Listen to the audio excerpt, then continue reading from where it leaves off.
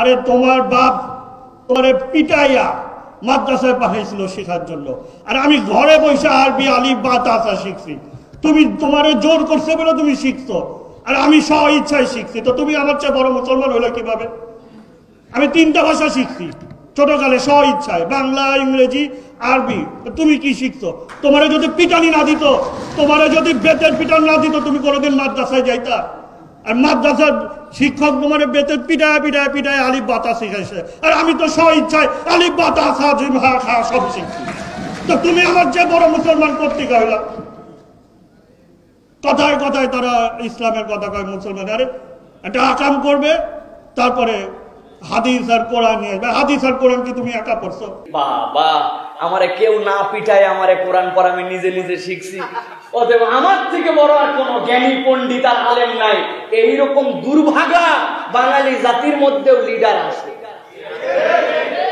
প্রিয় ভাইয়েরা, আলেমদেরকে টিটকারি করতে, অপমান করতে যে আসলে যে নিজে অস্তিত্বহীন হয়ে যেতে পারি আমরা, এটা আমরা বুঝি না। কেন চোখে পড়লো না?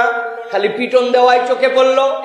এই দেশের ভাবমূর্তি যত যারা উন্নত করেছে, তাদের মাঝে তো ওই 7 বছর 8 বছর 9 বছরের শিশু আছে, যেই সন্তানগুলো মায়ের পেটের থেকে পড়ার পর থেকে আরবি বলে, আরবিতে বাপের নাম ডাকে, আরবিতে মায়ের নাম ডাকে, আরবিতে কথা বলে।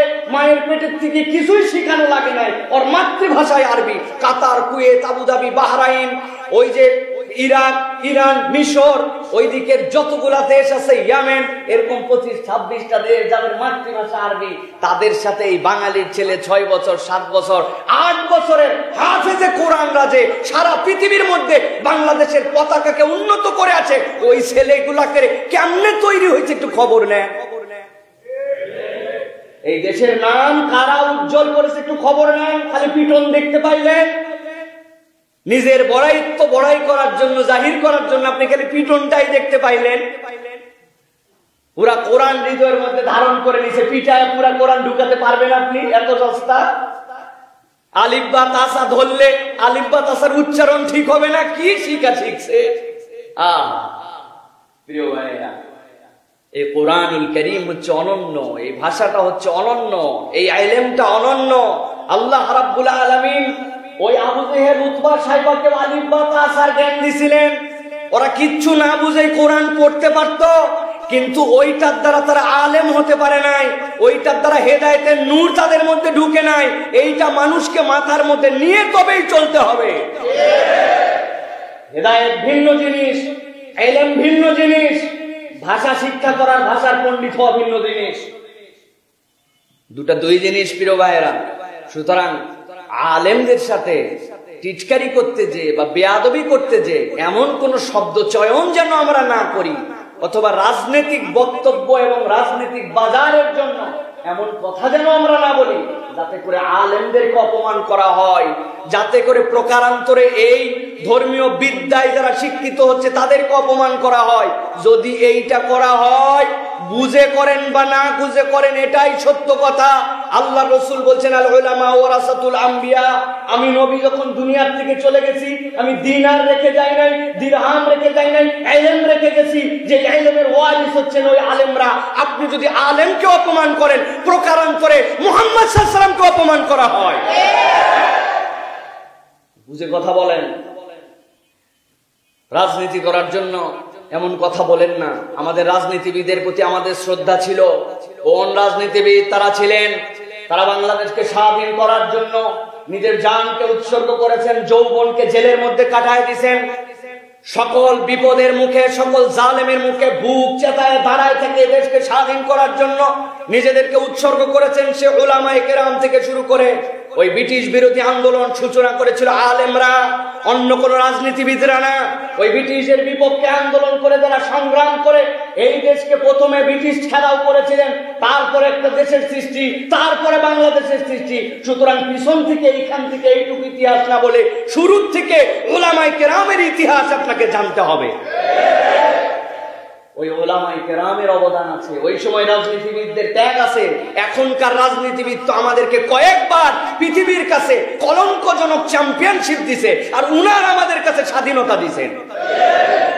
প্রিয় ভাইরা, সুতরাং আমরা কারো প্রতিপক্ষ বা কাউকে আমরা হেও করতে চাই না, কিন্তু কথাবার্তা যখন আমাদের এরকম হয় তখন কিছু কথা আমাদের শুধরানোর জন্য, কিছু কথা আমাদের সংশোধনের জন্য বলতেও হয়। এই তকব্বরি, এই ফুটানি করে এরকম কথা বললে আপনার কথা কোথায় যেতে পারে আপনি একটু ভেবে দেখেন। মক্কায় এক মক্কার ছেলে তার সাথে বেয়াদবি করছিল, করতেই পারে মানবীয় ক্ষেত্রে একটা মানুষ। এক হজের হাজী সাহেব বলে বসছিল মক্কার ছেলেগুলাই সব বেয়াদব। রাত্রেবেলা রাসূল আকরাম সাল্লাল্লাহু আলাইহি ওয়াসাল্লাম তাকে স্বপ্ন দেখাইছেন, ও হাজী সাহেব, কোন দেশ থেকে এসে এক ছেলের বেয়াদবিতে মক্কার ছেলেগুলাই বেয়াদব বলে বসলেন? আমি মুহাম্মদুর রাসূলুল্লাহ যে মক্কার ছেলে ছিলাম। আপনি দু একজন আলেমকে কটাক্ষ করতে যে, রাজনৈতিক প্রতিপক্ষ বানাতে যে, ঘোলা পানিতে মাছ শিকার করে নানান দিকে যেতে যে, আপনারা যদি এরকম বক্তব্য দেন, জাতির সাধারণ মানুষরাও আপনাদেরকে ঘৃণা করবে, আর আল্লাহর পক্ষ থেকে আপনাদের প্রতি স্পেশাল ঘৃণা এসে যেতে পারে। এই জন্য মেহেরবানি করে আপনি শিখেছেন, আলহামদুলিল্লাহ, আরো শিখেন, সকলের শেখা দরকার। কোরআন খতম করেছেন, আলহামদুলিল্লাহ, আরো আল্লাহ তৌফিক দেয়। কিন্তু এইটার বরত্ব জাহির করতে যে কাউরে পিটায় শিখায়, এইরকম কুরুচিপূর্ণ কথা বলে আপনি কি বুঝাতে চাচ্ছেন, এইটা কিন্তু জাতিরা বুঝে গেছে। কোরআনুল কারীমের ব্যাপারে আপনাদের কাছে অনেকবার বলেছি, স্বচ্ছ, পরিষ্কার, পরিচ্ছন্ন একটা ধারণা আপনার মাথার মধ্যে কোরআনের ব্যাপারে রাখতে হবে। কোরআনের কোনো কিচ্ছু এমনি এমনি মিরাকলি অথবা মিলে গেছে তাই মিলে গেছে এইরকম কোন একটা নোক্তা পর্যন্ত কোরআনে নাই। কোরআনে যা আছে আল্লাহ সবগুলো ওয়েল প্ল্যান, একদম প্রপার, যেভাবে লাগবে সেইভাবেই পাঠাইছে। It's a totally well arrange. এটা আল্লাহ রাব্বুল আলামিন একদম অ্যারেঞ্জ করে পাঠাইছেন।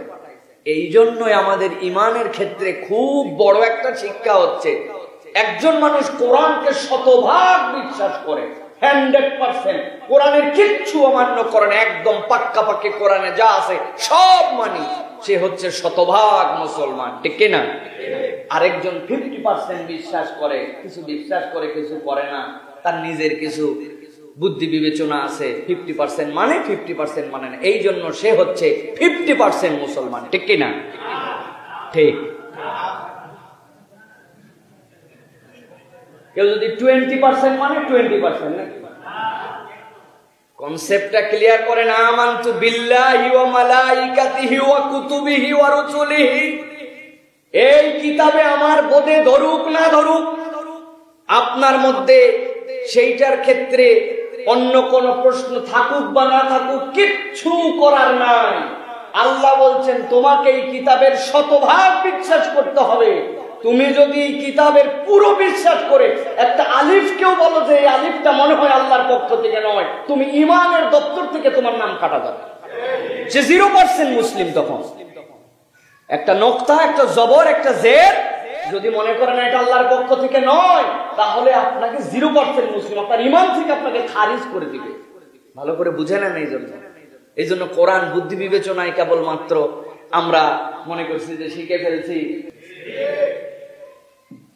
প্রিয় ভাইয়েরা, আল্লাহ রাব্বুল আমিন আমাদের সকলকে বুঝ দান করেন। আলোর পথে 24, 24 ঘন্টা শুধু ইসলাম প্রচার।